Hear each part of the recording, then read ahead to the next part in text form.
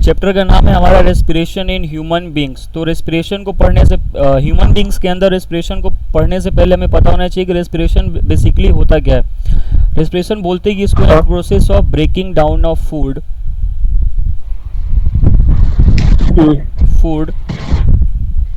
To release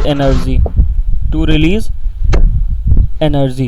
ठीक, ऐसा ही कुछ डेफिनेशन होता है हमारे डाइजेशन का भी। ऐसा ही कुछ हमारा डेफिनेशन किसका होता है? डाइजेशन का भी। वहाँ पे हम क्या बोलते हैं कि process of breaking down of macromolecular component of food into micromolecular. मतलब क्या है कि बड़े बड़े खाने के टुकड़ों को हम छोटे छोटे टुकड़ों में जब कन्वर्ट करते हैं तो उसको हम क्या बोलते हैं? डाइजेशन बोलते हैं। लेकिन जब हम उसी खाने को तोड़ते हैं एनर्जी लेने के लिए, मतलब एनर्जी रिलीज करने के लिए, उसको हम क्या बोलते हैं? रेस्पिरेशन। और हमें पता है कि चाहे वो प्लांट हो चाहे एनिमल हो, जब हम एनर्जी की बात करते हैं तो हम एनर्जी की बात करेंगे in the form of ATP. ATP का फुल फॉर्म क्या होता है? एटीपी का एडेनोसाइन ट्राइफॉस्फेट। क्या फुल फॉर्म होता है? Adenosine triphosphate. हाँ, एडेनोसाइन ट्राइफॉस्फेट। हाँ, ठीक है।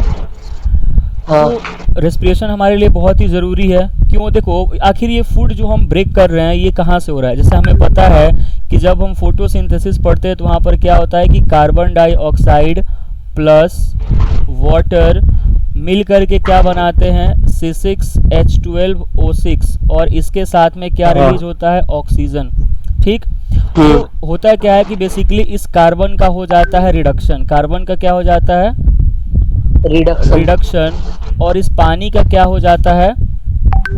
ऑक्सीडेशन। इस पानी का हो जाता है ऑक्सीडेशन। तो ये जो कार्बन डाइऑक्साइड है ये किस में कन्वर्ट हो गया? एक शुगर में। किस में कन्वर्ट हो गया? एक शुगर में। और ये जो वाटर है इससे क्या रिलीज हुआ? ऑक्सीजन।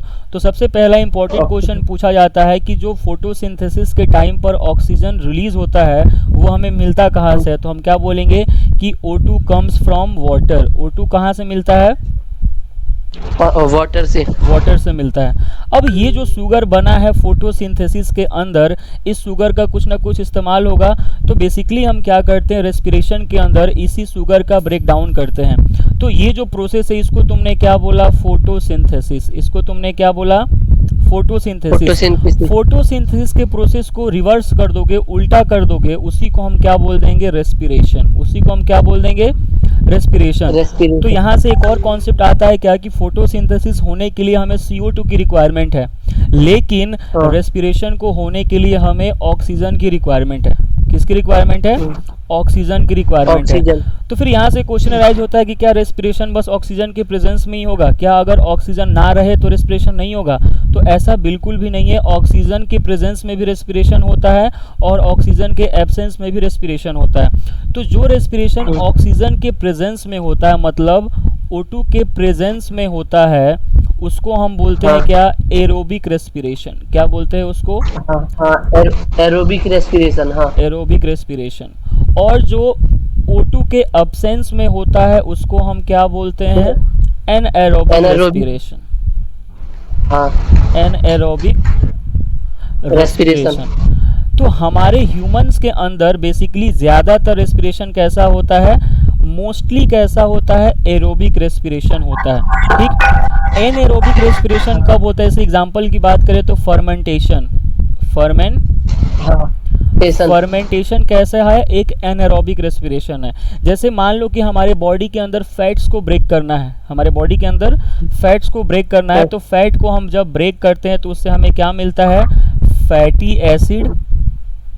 हाँ, और उसके साथ में ग्लिसरॉल मिलता है। Very good. क्या मिलता है? ग्लिसरॉल मिलता है। तो ये जो प्रोसेस होता है इसमें ऑक्सीजन की कोई रिक्वायरमेंट नहीं होती है। जैसे मान लो कि तुम एक्सरसाइज कर रहे हो, बहुत ज़्यादा एक्सरसाइज कर रहे हो, तो क्या है, जैसे जैसे एक्सरसाइज करोगे वैसे वैसे O2 की जो रिक्वायरमेंट होगी वो बढ़ती जाएगी। मतलब ज़्यादा O2 हमें चाहिए होगा।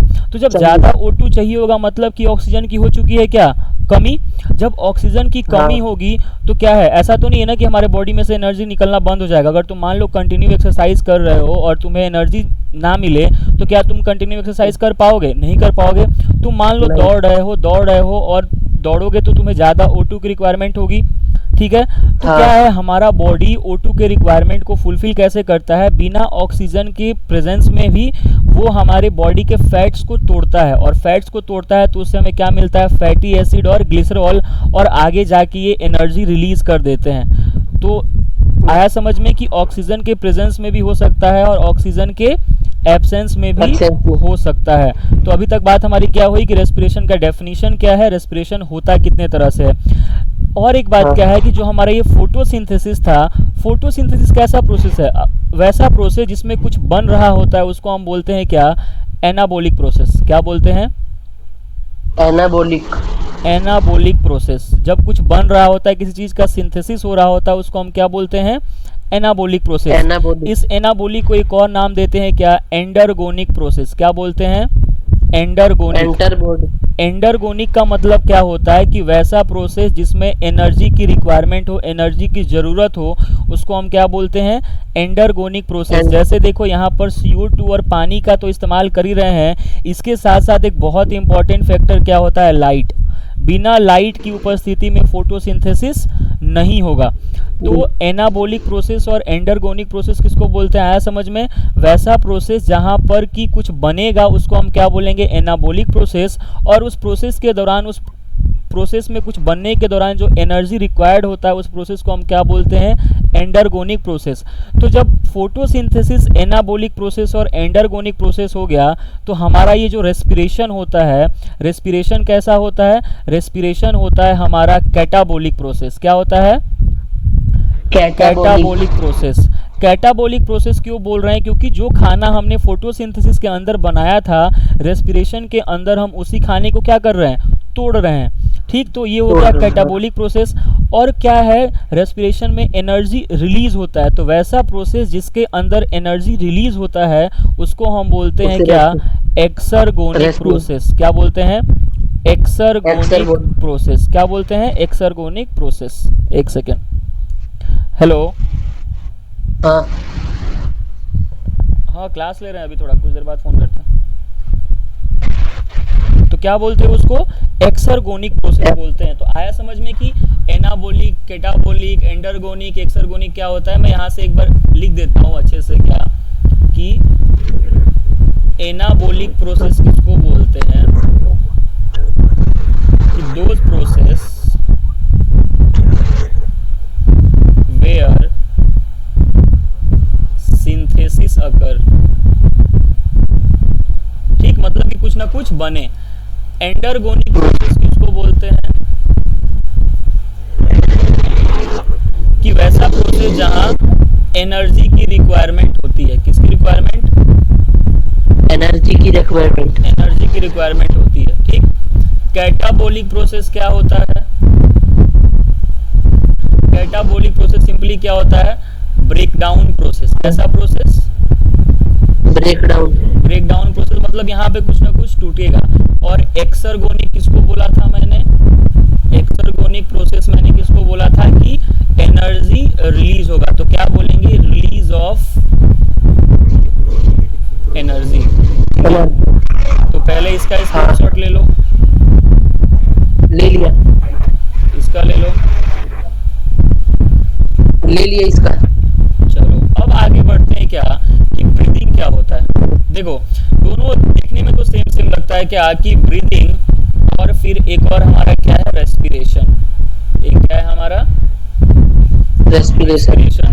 तो बात करना हमें क्या कि क्या ये ब्रीदिंग और रेस्पिरेशन सेम है या फिर अलग अलग है। तुमको क्या लगता है कि क्या ये सेम होंगे या अलग अलग होंगे, अलग अलग। अलग अलग होंगे। किस मायने में अलग होंगे मैं बताता हूँ। देखो जब हम रेस्पिरेशन बोलते हैं ना, जब हम रेस्पिरेशन बोलते हैं तो क्या बोलते हैं, सिंपली कि the process of breaking down of food to get energy. क्या, जब हम बोले कि process of breakdown of food to require energy. Require नहीं, रिलीज एनर्जी, ब्रेकिंग हाँ, release down of food to produce energy, produce energy. देखो words का बहुत, अगर तुम रिक्वायरमेंट बोलोगे तो वो प्रोसेस तुम्हारा हो जाएगा फोटोसिंथेसिस, लेकिन जैसे तुम प्रोडक्शन बोलोगे वो तुम्हारा कौन सा प्रोसेस हो जाएगा, रेस्पिरेशन हो जाएगा। ठीक है, तो यहाँ पर जो एनर्जी प्रोड्यूस होता है फूड से, उसका इस्तेमाल कौन करता है? सेल्स इस्तेमाल करते हैं। हमें पता है कि हमारे बॉडी किससे बने हुए हैं? सेल्स से। इसलिए तो सेल्स को हम क्या बोलते हैं? Basic structural and functional unit of life. बहुत सारे सेल्स मिलके क्या बनाते हैं? टिश्यू। बहुत सारे टिश्यू मिलके क्या बनाते हैं? ऑर्गन। और बहुत सारे ऑर्गन मिलके क्या बनाते हैं? Organ system. पढ़ा होगा तो टिश्यू में कि बहुत सारे सेल्स मिलके क्या बनाते हैं? टिश्यू। बहुत सारे टिश्यू मिलके क्या बनाते हैं? ऑर्गन। बहुत सारे ऑर्गन मिलके क्या बनाते हैं? Organ system. बॉडी। और फिर ऑर्गन सिस्टम से एक हमारा बॉडी प्रिपेयर हो जाता है। तो ये था हमारा क्या? रेस्पिरेशन। लेकिन जब हम ब्रीदिंग की बात करते हैं तो ब्रीदिंग को सिंपली हम डिफाइन कैसे करते हैं? Process of inhaling oxygen and exhaling carbon dioxide. मतलब ऑक्सीजन को लेना और कार्बन डाइऑक्साइड को बाहर छोड़ना, उस प्रक्रिया को, उस प्रोसेस को हम क्या बोलते हैं? ब्रीदिंग। तो ब्रीदिंग एक पर्टिकुलर टाइप के प्रोसेस को बोल रहे हैं कि जहां पर ऑक्सीजन ले रहे हैं, कार्बन डाइऑक्साइड छोड़ रहे हैं। लेकिन जब हम रेस्पिरेशन की बात कर रहे हैं तो वहां पर क्या बोल रहे हैं कि किसी भी फूड को ब्रेक करके उससे एनर्जी लेना। तो अंतर समझ में आ रहा है? ब्रीदिंग क्या होता है? Breathing involves the process of, यहाँ पर एक टर्म यूज करते हैं इनहेलिंग। इनहेलिंग का मतलब क्या होता है? ऑक्सीजन को अंदर लेना। और एक्सहेलिंग वर्ड यूज करते हैं जिसका मतलब होता है कार्बन डाइऑक्साइड को बाहर निकालना। ठीक। ये जो रेस्पिरेशन होता है ना, ये जो रेस्पिरेशन होता है, ये कहाँ पर होता है? सेल्स के अंदर। कहाँ पर होता है? सेल्स के अंदर।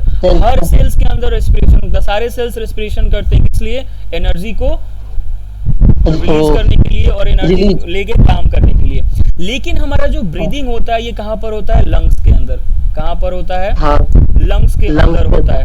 और हमें पता है कि बस लंग्स के अंदर ही ब्रीदिंग नहीं होगा, पहले तो हमारा इसमें नोज इन्वॉल्व होगा। नोज से एयर कहाँ जाएगा? माउथ। फिर कहाँ? फेरिंग्स के अंदर। फेरिंग से कहाँ जाएगा? लैरिंग्स के अंदर। लैरिंग से कहाँ जाएगा? एल्वियोलाई के अंदर। हाँ, बीच में ट्रेकिया भी आएगा। जब हम डिटेल में बात करेंगे तो वहाँ पे एक एक स्ट्रक्चर को देखेंगे, लेकिन एक ओवरऑल हम स्ट्रक्चर तुम्हें बताना चाह रहे हैं कि जो ब्रीदिंग है वो कहाँ पर होता है? लंग्स के अंदर होता है। ठीक है।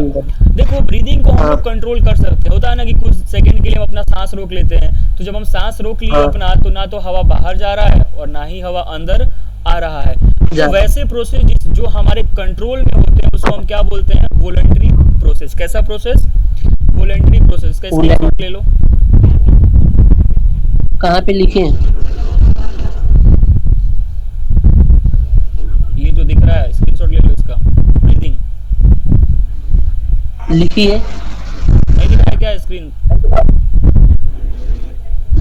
ये तो सिर्फ ब्रीथिंग का दिखा रहा है। हाँ, तो ये ले लियो स्क्रीनशॉट। हाँ, ये ले लिए हैं। ठीक। देखो, अब इसको हम मिटा के यहीं पे समझा रहे हैं आगे इसके प्रोसेस। ब्रीदिंग का ये लाइन ऐसे ही रहेगा। ठीक है। अलग अलग डिफरेंस करके पढ़ रहे हैं ताकि अच्छे से हमें क्लियर हो जाए कि आखिर अंतर क्या है इनमें। तो वॉलंटरी प्रोसेस किसको बोलते हैं? कि वैसे प्रोसेस जो हमारे कंट्रोल में है। अच्छा बताओ, जो हमें स्नीजिंग करते हैं, छींक आती है, तो कैसा प्रोसेस है? वॉलंटरी प्रोसेस है या फिर इनवॉलंटरी प्रोसेस है? इनवॉलंटरिक। सही है। क्यों? क्योंकि छींक हमारे कंट्रोल में नहीं है, वो कभी भी आ जाता है। ठीक है। तो क्या बोलेंगे कि ब्रीदिंग कैसा होता है? Voluntary process. कैसा प्रोसेस? Voluntary process. और रेस्पिरेशन कैसा होता है? Involuntary process. कैसा होता है? Involuntary process. वॉलंटरी प्रोसेस और इनवॉलंटरी प्रोसेस होता है। ठीक। और क्या है कि जब हम ब्रीदिंग करते हैं, यहाँ पर, तो कोई भी एनर्जी प्रोड्यूस नहीं होता है। No energy production. No energy production. यहाँ पर कोई एनर्जी प्रोड्यूस नहीं होता। लेकिन हमें पता है कि रेस्पिरेशन के अंदर तो रेस्पिरेशन हो ही किस लिए रहा है? एनर्जी को प्रोड्यूस करने के लिए। एनर्जी को क्या करने के लिए? प्रोड्यूस करने के लिए। तो यहाँ पर एनर्जी प्रोडक्शन होगा। एनर्जी प्रोडक्शन यहाँ पर होगा। ठीक। और बात करते हैं। देखो ये जो ब्रीदिंग होता है ये सेल के बाहर होता है। कहाँ होता है? सेल के बाहर होता है। तो जो प्रोसेस सेल के बाहर होता है उसको बोलते हैं हम एक्स्ट्रा सेलुलर प्रोसेस। क्या बोलते हैं? Extra cellular process. Extra cellular process किसको बोलते हैं? कि जो भी सेल्स के बाहर में प्रोसेस होगा उसको हम क्या बोलेंगे? Extra cellular process. Extra cellular बोलने का मतलब क्या है कि किसी भी ऑर्गेनिज्म और उसके इन्वायरमेंट के बीच में जो प्रोसेस हो रहा है, किसी भी ऑर्गेनिज्म और उसके इन्वायरमेंट के बीच में जो प्रोसेस हो रहा है उसको हम क्या बोलते हैं? Extra cellular process.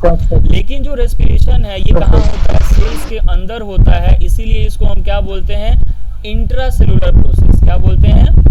Intra cellular process. तो आ रहा है समझ में? एक्स्ट्रा सेलुलर किसको बोलते हैं? इंट्रा सेलुलर किसको बोलते हैं?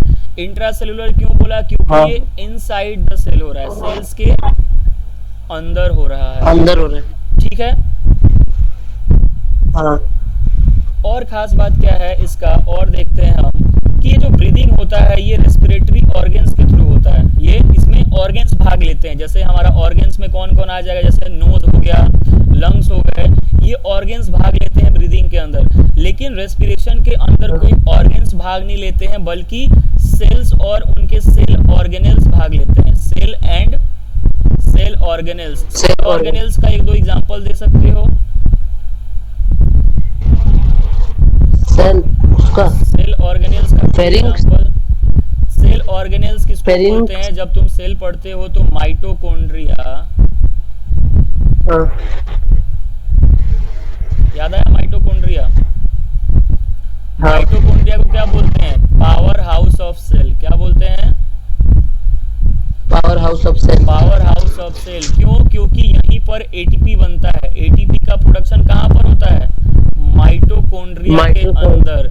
देखो यहाँ पर एक बॉक्स बना के हम लिख रहे हैं, उसको नोट कर लेना बाद में अच्छे से, कि फोटोसिंथेसिस कहाँ पर होता है? क्लोरोप्लास्ट के अंदर। कहाँ पर? क्लोरोप्लास्ट के अंदर क्या होता है? फोटोसिंथेसिस। और माइटोकॉन्ड्रिया के अंदर क्या होता है? ATP, respiration. और रेस्पिरेशन ही है वो प्रोसेस है जिसके थ्रू हमें एटीपी मिलता है। ठीक है। तो ये बहुत इंपॉर्टेंट। यहाँ तक कोई डाउट हो तो बोलो। नहीं। स्क्रीनशॉट ले लो। ले लिया। अब हम बात करते हैं आगे चल के क्या, कि इनहेलेशन और एक्सहेलेशन होता क्या है? इनहेलेशन और एक्सहेलेशन होता क्या है? हमारा स्लाइड दिख रहा है? इनहेलेशन एंड एक्सहेलेशन होता क्या है? पहले ही हमने पता कर रखा है। इनहेलेशन किसको बोलते हैं? इनटेक ऑफ ऑक्सीजन, ऑक्सीजन को अंदर लेना। और एक्सहेलेशन किसको बोलते हैं? Exit of CO2। किसको बोलते हैं?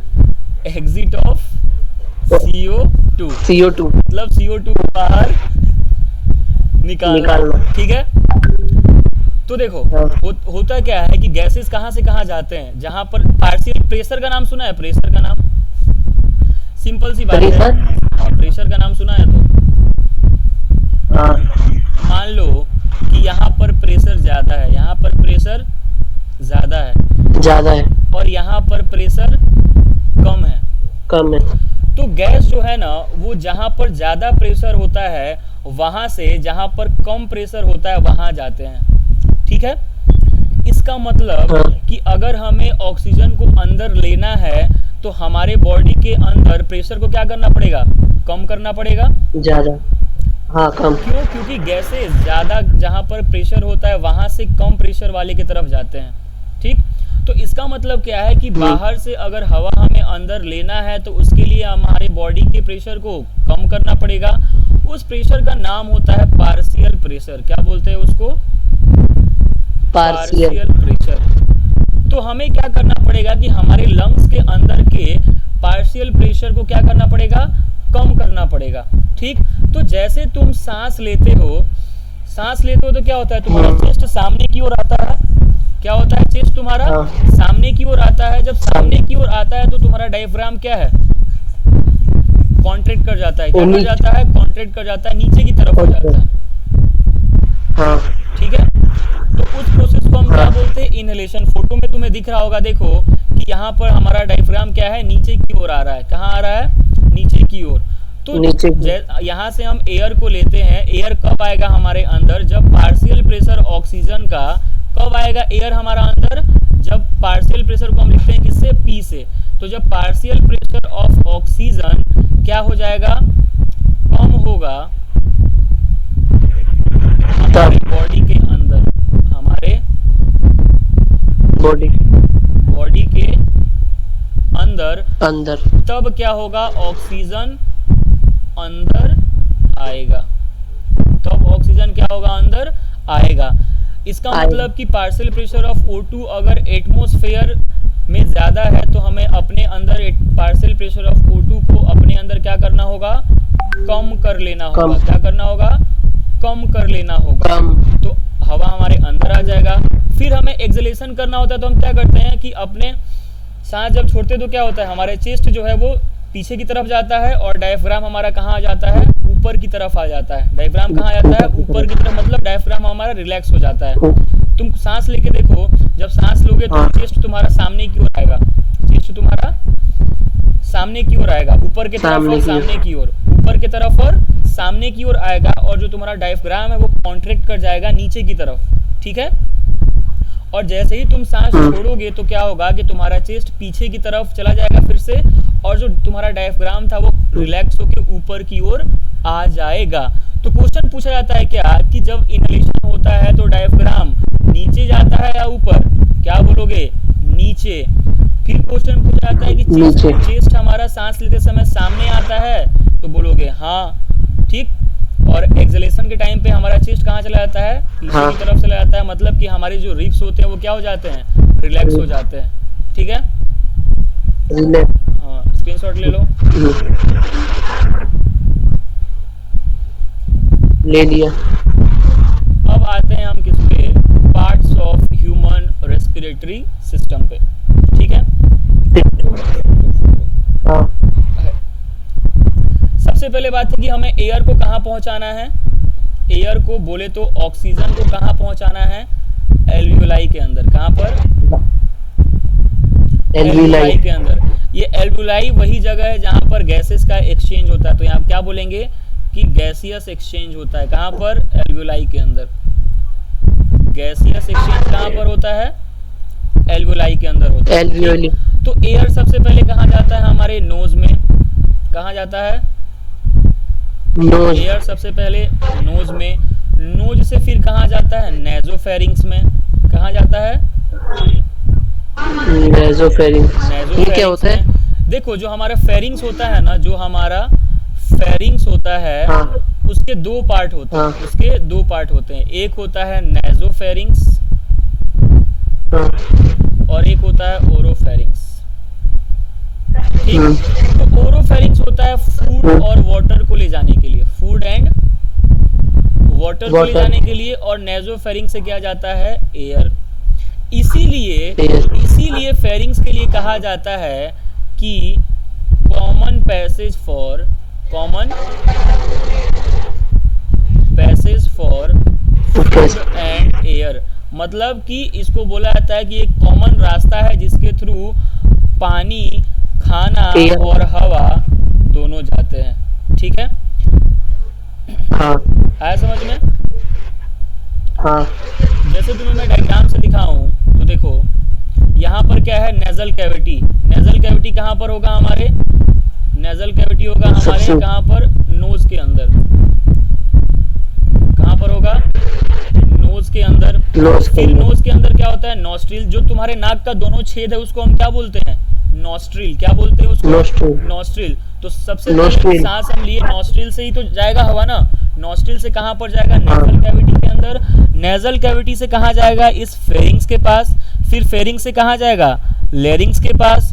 फिर लेरिंग्स से कहाँ जाएगा, ट्रैकिया के पास। फिर ट्रैकिया से कहाँ जाएगा, ब्रोंकस के पास। ये जो दिख रहा है ना तुम्हें, ये ब्रोंकस है। फिर यहाँ से टर्सरी ब्रोंकस, फिर जाएगा हमारे दोनों लंग्स के अंदर, और लंग्स में ही क्या है, हमारे एल्वियोलाई हैं। तो हम बात कर रहे थे कि कहाँ से कहाँ जाएगा, तो नेजोफेरिंग्स गया।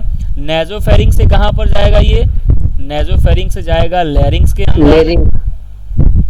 लैरिंग्स से कहाँ जाएगा? ट्रैकिया के पास। ट्रैकिया से कहाँ जाएगा? ब्रोंकियोल्स के पास। किसके पास? ब्रोंकियोल्स के पास। अब ये जो ब्रोंकियोल्स होते हैं ना, ये ब्रोंकियोल्स 3 तरह के होते हैं। ब्रोंकियोल्स कुछ नहीं बल्कि ब्रांच लाइक स्ट्रक्चर होते हैं जिनसे हवा जाता है। एक होता है प्राइमरी ब्रोंकियोल, एक होता है प्राइमरी ब्रोंकियोल, प्राइमरी, एक होता है सेकेंडरी ब्रोंकियोल, और एक होते हैं tertiary bronchioles. Tertiary bronchioles photo में मैं दिखाऊं तुम्हें, तो ये जो पोर्शन तुम्हें दिख रहा है ना, ये जो पोर्शन तुम्हें दिख रहा है, कलर चेंज करते हैं। हाँ। ये जो पोर्शन तुम्हें दिख रहा है, ये वाला पोर्शन, यही क्या है? ब्रोंकियोल्स। ठीक, लेकिन इन पोर्शंस में जो हमारा ये ट्री की तरह जो निकल रहा है ना, ये ट्री की तरह, हाँ। इनको हम क्या बोलते हैं? Tertiary bronchioles. क्या बोलते हैं? जैसे ऐसे आता है, ऐसे आ करके और ऐसे निकल जाता है, ठीक है? हाँ।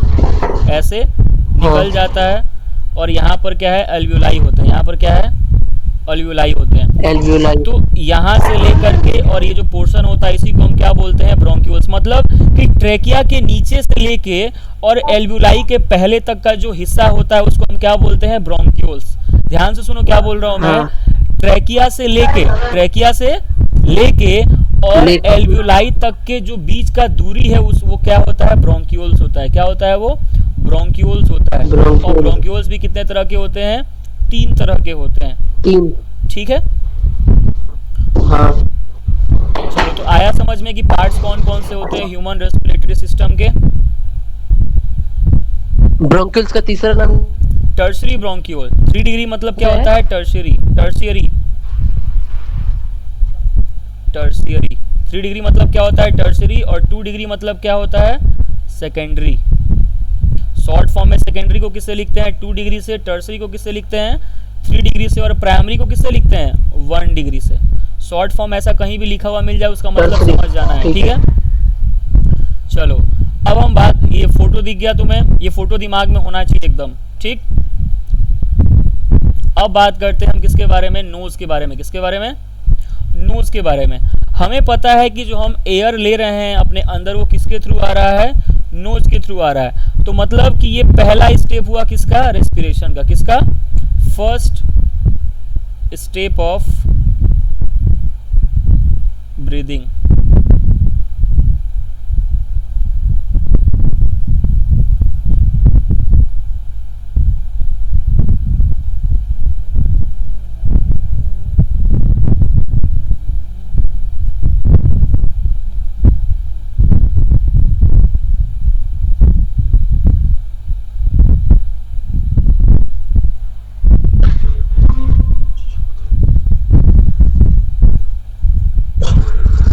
स्क्रीन दिख रहा है? तो नोज से हम एयर को इनटेक कर रहे हैं, इसका मतलब कि ये पहला स्टेप है हमारी ब्रीदिंग का। हाँ। ठीक है, तुम्हारे नोज के अंदर हेयर्स प्रेजेंट होते हैं। तुम्हारे नोज के अंदर क्या प्रेजेंट है?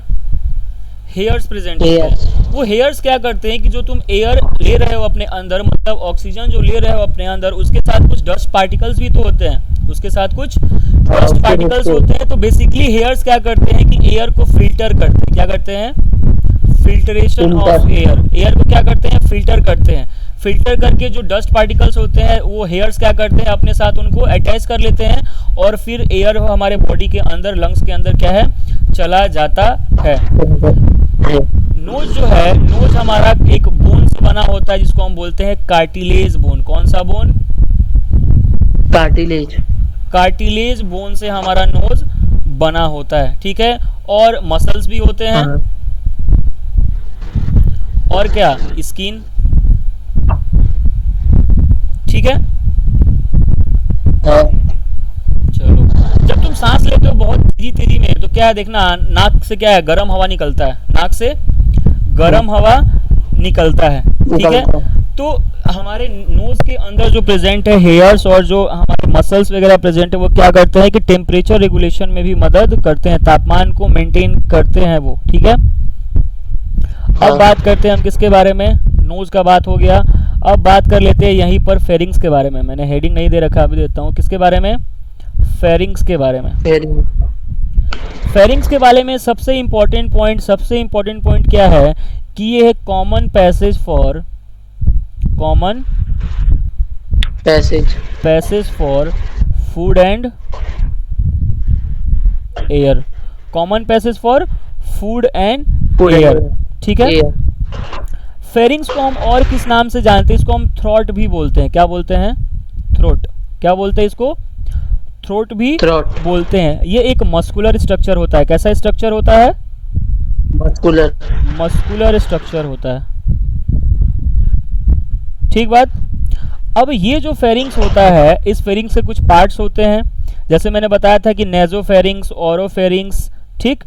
तो 10th के लेवल पे तुम्हें 2 नाम ही याद रखना है, लेकिन बेसिकली इसके कितने पार्ट होते हैं? 3 पार्ट होते हैं। एक जो तुम्हें पता है नेजोफेरिंग्स, जो तुम्हारे रेस्पिरेशन में काम आ रहा है, एक होता है नेजोफेरिंग्स, दूसरा होता है ओरोफेरिंग्स जो कि फूड को ले जाने में हेल्प कर रहा है, और एक तीसरा भी होता है, याद रख लेना, जिसका नाम होता है लेरिंजोफेरिंग्स। क्या होता है? लेरिंजोफेरिंग्स। क्या? लेरिंजोफेरिंग्स, ठीक है। तो ये 3 पार्ट होते हैं किसके? फेरिंग्स के। जो नेजोफेरिंग्स होता है ये सबसे अपर पार्ट होता है, सबसे अपर पार्ट होता है। जो ओरोफेरिंग्स होता है वो बीच वाला पार्ट होता है, और जो लेरिंजियोफेरिंग्स होता है वो नीचे वाला। देखो, लेरिंजियोफेरिंग्स का मतलब क्या है कि लेरिंग्स और फेरिंग्स के बीच का जो रिलेशन है, मतलब कि लेरिंग्स और फेरिंग्स एक साथ जो जुड़े होंगे उस जगह को हम क्या बोलते हैं? लेरिंजियोफेरिंग्स। नाम में ही देखो है ना पहले लेरिन किसको बोल रहा है? वो LARYN का मतलब यहाँ पर क्या बोलना चाह रहा है? वो लेरिंग्स को बोलना चाह रहा है, ठीक है। तो तुम्हें नेजोफेरिंग्स का फंक्शन पता है क्या? कि जो हम हवा अंदर लेते हैं वो सबसे पहले किसके थ्रू जाता है? नेजोफेरिंग्स के थ्रू। फिर नेजोफेरिंग्स से कहाँ पर वो जाता है? ओरोफेरिंग्स के पास। कहाँ पर? ओरोफेरिंग्स के पास। और फिर ओरोफेरिंग्स से कहाँ जाता है वो? ओरोफेरिंग्स से जाता है लेरिंजियोफेरिंग्स के पास, ठीक है। स्क्रीनशॉट ले लो। हाँ।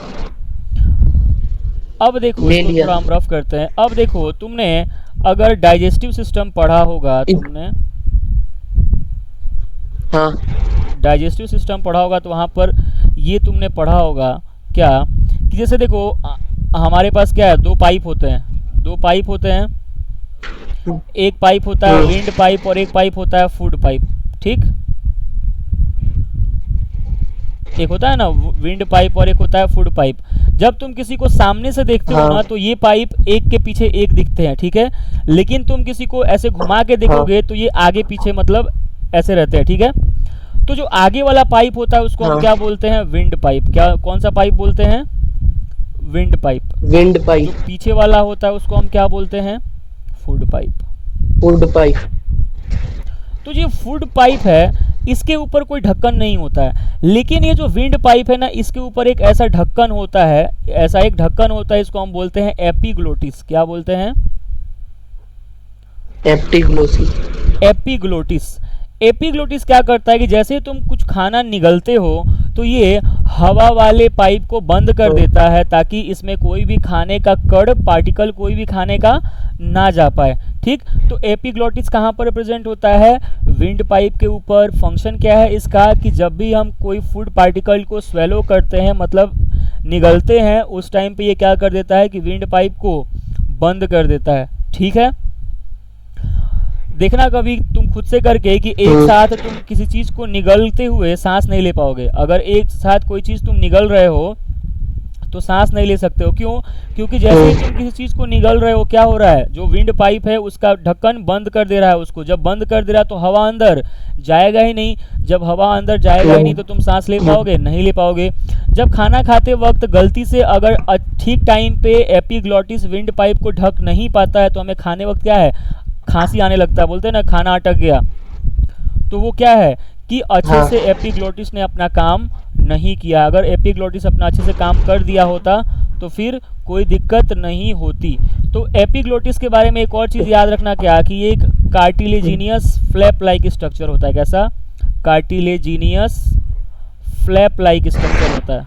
Flap like structure. फ्लैप क्यों बोल रहे हैं? क्योंकि ये बार बार खुलता है और बंद होता है, बार बार चिपटा। खुलता है और ये बंद होता, बंद। ठीक है। इस फूड पाइप को बंद। और हम क्या बोलते हैं? ईसोफेगस। ईसोफेगस का नाम सुना है? हाँ डाइजेशन पढ़ा होगा तो ईसोफेगस का नाम सुना होगा, ठीक है। स्क्रीनशॉट हाँ। ले लो।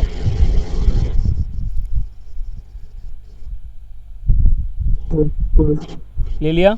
ले लिए। देखो जो इसके नेजल पहले जो इसके पहले पढ़ाए थे उसका नहीं ले पाया। नहीं ले पाया, कोई बात नहीं। देखो एक वर्ड है नेजल कैविटी और नेजल पैसेज। नेजल कैविटी और नेजल पैसेज का मतलब यही होता है कि जो हमारे नोज के अंदर प्रोसेस चल रहा होता है। जैसे नेजल कैविटी में ही नेजल पैसेज में कौन आ जाएगा? तुम्हारा नेजोफेरिंग्स, ओरोफेरिंग्स और हाँ। लेरिंजोफेरिंग्स। लि- लेरिंजोफेरिंग्स, ठीक है। ऊपर में साफ साफ लिखा हुआ था और यहाँ पे भी चलो साफ सही लिख देते हैं, लेरिंजो फेरिंग्स, ठीक है। और क्या बोला मैंने? जो नोज के बारे में बातें बताई थी, सारी चीज़ें मैंने पहले ही तुम्हें ये सब एक्सप्लेन कर दिया, नेजल कैविटी और नेजल पैसेज, ठीक है। ये जो तुम्हारा पोर्शन दिख रहा है ना, ये जो पोर्शन तुम्हारा दिख रहा है, ये वाला पोर्शन, ये क्या है तुम्हारा? Nasal passage. क्या है तुम्हारा? नेजल नेजल पैसेज, ठीक। पैसेज। फेरिंग्स की बात हो गई, फेरिंग्स की बात हो गई। अब बात कर लेते हैं किसके बारे में? ट्रैकिया के बारे में। किसके बारे में? ट्रैकिया के बारे में। देखो ट्रैकिया को ही हम क्या बोलते हैं? Wind pipe. ट्रैकिया ही हमारा क्या है? Wind pipe.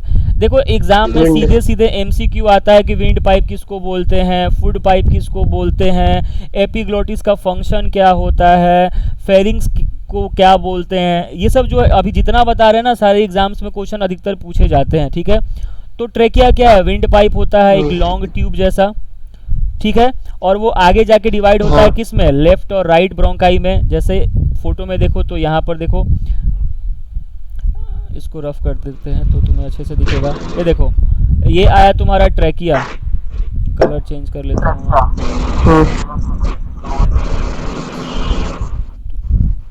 ये देखो, ये कौन है तुम्हारा? ट्रैकिया। ये क्या है तुम्हारा? ट्रैकिया।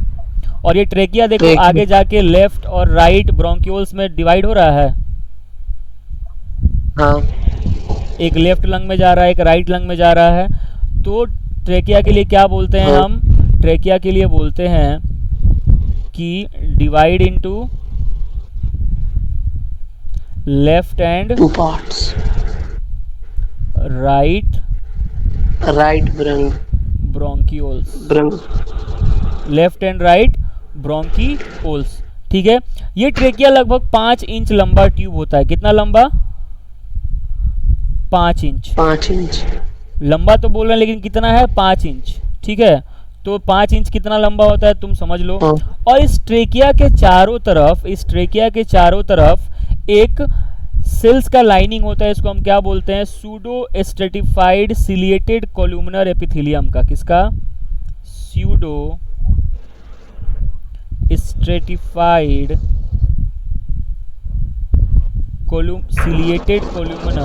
Ciliated columnar epithelium.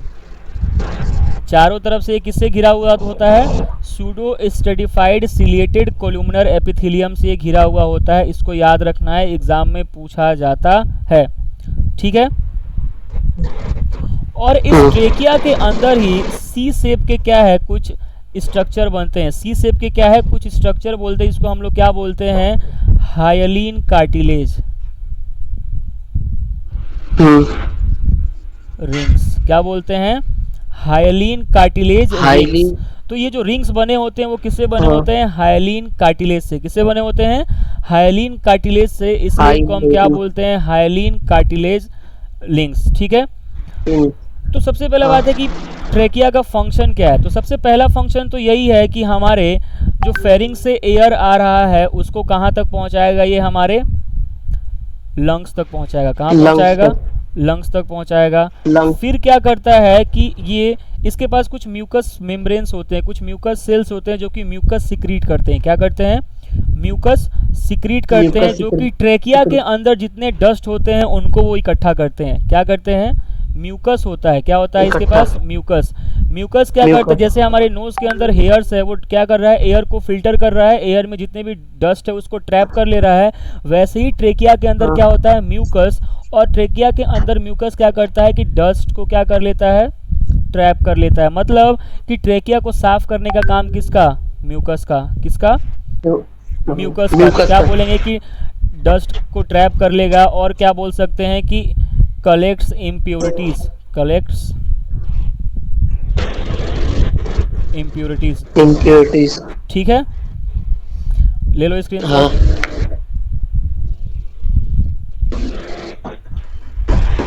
ले लिए।